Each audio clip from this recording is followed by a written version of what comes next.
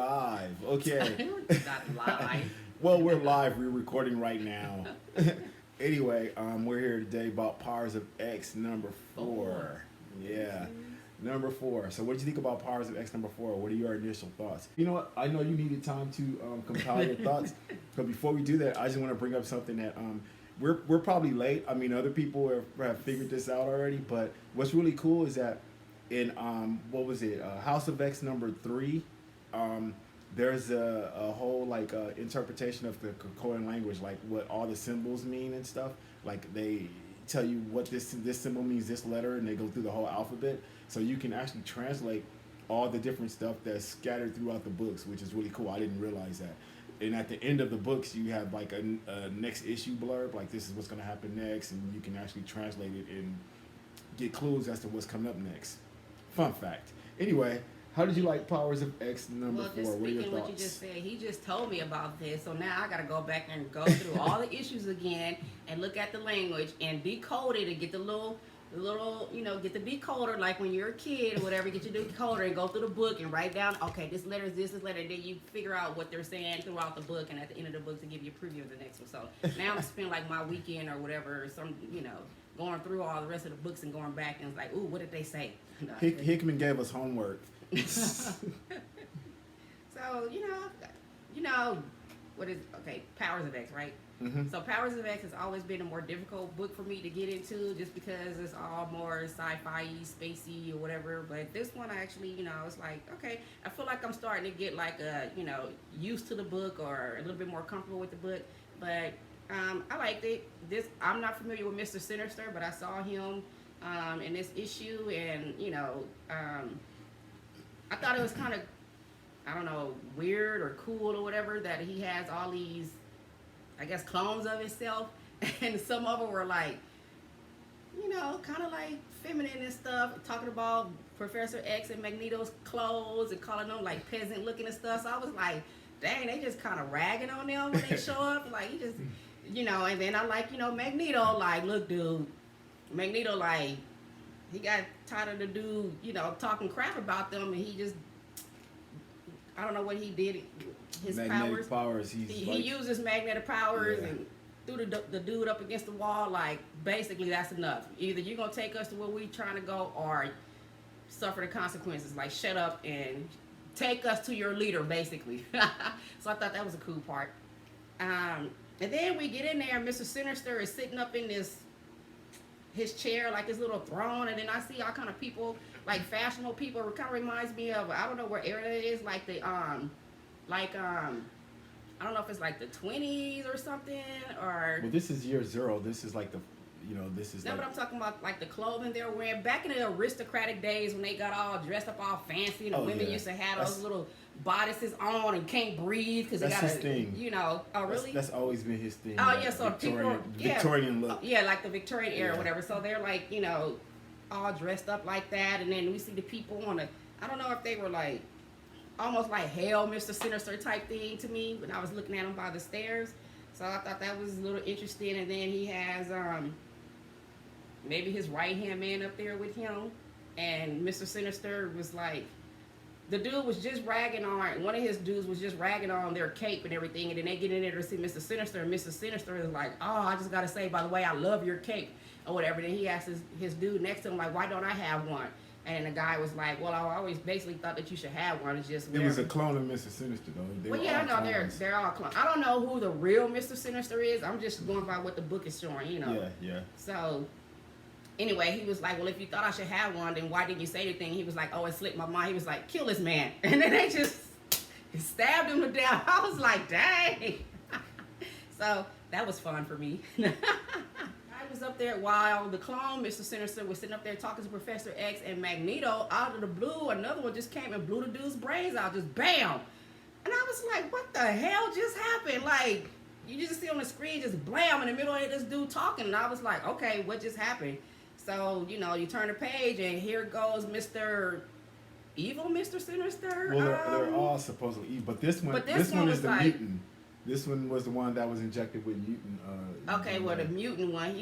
Because he wanted to like inject one of his clones with mutant DNA. This is something that he does. It's just Yeah, That's like what he his arm. does. But he wanted to inject himself with mutant DNA. So this apparently is the first mutant clone of himself that he made, and the mutant clone basically shot the other one and took over. Yeah, basically he just shot him in and bam, and just got up there and sat down. And Professor X and Magneto like, all right, well, I guess we're dealing with you now. I guess we're dealing with you now. And the mutant, Mr. Sinister, was like, all right, so what we gonna do? So we gonna be partners. What do you want me to do?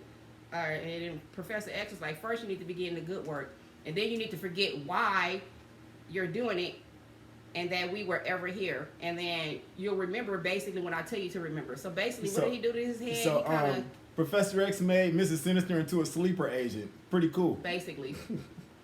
Okay, yeah, that's a short version of it. And then they have like the Red Diamond, this like newsletter, gossip, blog, or whatever for Mr.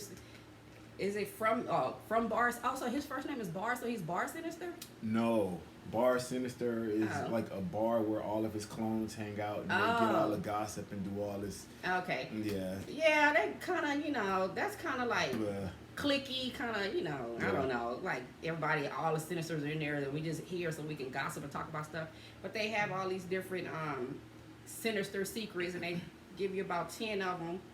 And it's about like the different people. Like they tell you a little bit about Apocalypse. They tell you about a possible love triangle between Wolverine and Cyclops and Jean, and it's just little stuff like that, little tidbits, Some of it seems like it might be pertinent, and others just seem like it's just Sinister Secret number 10. stuff. It said which brainwashed mutant Sinister was replaced long before a certain ball somebody knew and has been in the game for almost as long as the game was being played. I'm like, what are they talking about right there? Are they trying to say that there's one Sinister that knows what's going on? Yeah, that's what I was thinking. Yeah. Like, but does Professor? So basically, they're trying to say that the bald dude is Professor X. Yeah. So basically, when Professor X and Magneto showed up, the dude was swapped out or whatever, or. Well, I don't know. It's a clue as to it's like something that's going on. So I'm like, all right. Like maybe somebody knows that. Maybe one of them knows that Professor X did the whole sleeper thing, and yeah. It's an interesting take on Mrs. Sinister, to say the least. And then who's the dude that Professor X took to Krakoa? Oh, that's Cypher. Oh, okay, Cypher. So Cypher was the dude that did the whole language thing and everything. Cypher can understand any language, and so that's why he was talking to Krakoa and he basically came up with the language that they use. I was surprised that when they were talking about the story of Krakoa and how it started, that Krakoa used to have another half to it, and that basically their other half, I don't know how to pronounce the name, Krakoa, Akra, I don't know what the name is, Krakoa. The bad part. Yeah, the bad part. The hood. Somebody came up from the core of the earth, basically. The enemy tore through the core of the earth with some type of sword or whatever, and then what was once one became two. So basically, there's a Krakoan Krakoa or something like that. Yeah, there's a Krakoan ghetto out there somewhere, basically. And so Apocalypse was actually the one that saved Krakoa. The good side of Krakoa by. Yeah, I guess. I guess so. Apocalypse and his four henchmen were the ones that basically drove the ghetto Krakoa, as he called it, back down into the earth and sealed it up so that they can never come back up again. But now the other side of Krakoa is kind of sad because they said they would never be whole again. I thought that was interesting. I was like, oh, I kind of felt bad. And then it started getting into these phalanx and stuff. The year 1000, all that futuristic stuff, and that's where it lost me. I was that's the Star Trek portion of the book. Yeah, that's like my least favorite part of the whole series. Yeah, it's not my favorite part of the book stuff. either. I'm like, all right, so these people are getting, I'm like, whatever. All right, we only have a little bit of time left, so with that little bit amount of time, I just want to talk a little bit about Mrs. Sinister. Because, I mean, this is his first appearance in this series. We did see an image of him, like, back in House of X #1 with all, like, the different variant covers and stuff. And even then, he looked sinister. He looked like, oh, I'm a big bad guy. I'm tough. And my issue with his representation in this issue.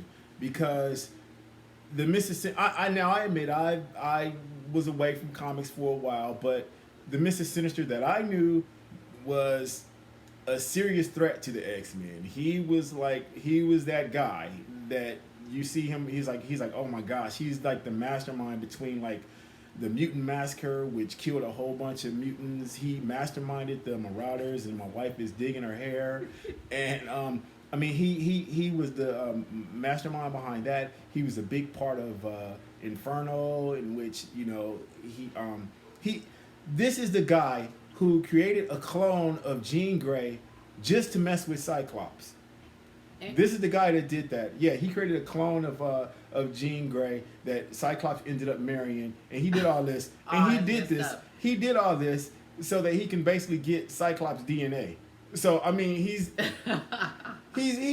like this mastermind with genius, basically he's this freaking evil genius. He's a master of like bioengineering and genetics and everything. And I don't know, with his representation in here, he's not menacing. It's like he's this. It borders on buffoonery. I'm not gonna say it's gone that far, but it borders on it. It's kind of like okay. So he made a whole bunch of clones of himself that go around in this bar, and they have gossip, and it's kind of like this is. Yeah, but this ain't my Mr. Sinister. Yeah, but you're right. It isn't your Mr. Sinister. It's his clones. And I'm sure his clones have free will, and they congregate and do whatever it is that they want to do, and they go in the bar and they gossip and all that stuff. But the real Mr. Sinister probably has some other Mr. Sinisters around that's a little bit more like him, too. I don't know. It's just, for this to be our first glimpse at Mr. Sinister, I was a little disappointed in the representation. I mean, this is a guy who created a clone of himself, made him a mutant, and had him infiltrate the X-Men for years. It's like, okay. And now basically in this series right here, he's essentially, they've made Mr. Sinister into Littlefinger from Game of Thrones. That's who he reminded me of. So I think it was. I thought it was funny. They kind of had a little bit of fun with it. What was cool though is that through the years, we all know Mr. Sinister has been collecting all this mutant DNA, and it's really cool that they put in there that while he was doing this, he was actually acting as a sleeper agent for Xavier and Magneto. That's like that to me. That was like the dopest. Okay, thing. So what are they gonna do since they're having him collect all this mutant DNA? What do they want him to do with it? Or we just don't know that yet? Yeah, we don't know. We don't know. But this presents a whole bunch of potential as far as like with the disaster that we saw last week. This presents a lot of potential as far as to where they can go from here. They can say that that they were pod people because Krakoa has the ability to duplicate people that have visited there. Or maybe they'll bring them back. They could be pod people that they sent off. It could do a reset. She could like go into like her 11th life and start it all over and prevent the tragedy. And now we have the possibility that these might have been clones that were created by Mr. Sinister. So like I said, it just opens up more possibilities, which makes the book more interesting, more exciting in my opinion. So that being said, my wife gave you most of the review for this week, but that being said, what would you rate this one? Just think about it. I don't know. Focus. Like 7.5. 7.5. Oh, you talking about me for doing halves. A half point. It was okay. I liked the beginning of the book. I mean, thankfully they didn't have too much of that sci-fi stuff. Towards the end when they did have it there, I was like, whatever. But yeah, I liked it. Because I got to see a little bit of the little funny stuff, Mr. Sinister and Magneto. Like, hey, dude, you better shut up and take us to your leader. And then the tomfoolery Mr. Sinister got blasted on, so I was happy about that. As she you like can saw all the bad guys. Anybody do something bad, she's like, oh yeah, do that bad stuff. Do it bad, do it hard and rough.